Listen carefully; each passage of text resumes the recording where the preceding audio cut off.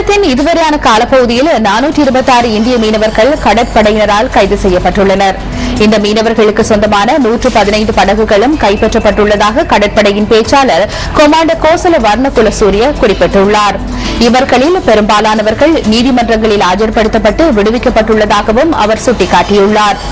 இதேவேளை இந்தியாவிற்கும் இலங்கைக்கும் இடையில் காணப்படும் மீனவர் பிரச்சினை தொடர்பில் இந்திய அரசாங்கத்துடன் பேச்சுவார்த்தை நடத்த எதிர்பார்த்துள்ளதாக கடற்றொழில் பிரதியமைச்சர் சரத்குமார் குணரத்ன தெரிவித்துள்ளார்.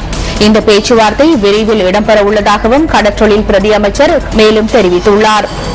இந்தியாவின் நாகப்பட்டினம் மாவட்ட மீனவர்களின் உண்ணாவிரத போராட்டம் குறித்து தமிழக அரசு அக்கறை செலுத்தவில்லை என்று திராவிட முன்னேற்றக் கழகம் குற்றம் சாட்டியுள்ளது.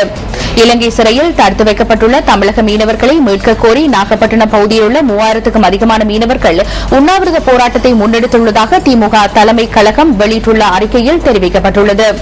இந்த நிலையில் தமிழக மீனவர்கள் 210 பேரையும் அவர்களுடைய படகுகளையும் மீட்க வலியுறுத்தி நடைபெறும் இந்த உண்ணாவிரத போராட்டம் குறித்து அனைத்திந்திய அண்ணா திராவிட முன்னேற்றக் கழக அரசு போதிய அளவு கவனம் செலுத்தவில்லை என்று அந்த அறிக்கையில் சுட்டிக்காட்டப்பட்டுள்ளது. உண்ணாவிரதம் மேற்கொள்ளும் மீனவர்களை திமுகவின் நாடாளுமன்ற குழு உறுப்பினர்கள் விரைவில் சந்தித்து கலந்துரையாடுவதற்கு கட்சியின் தலைமையகத்தினால் நடவடிக்கைகள் எடுக்கப்பட்டுள்ளதாக த ஹிந்து செய்தி வெளியிட்டுள்ளது.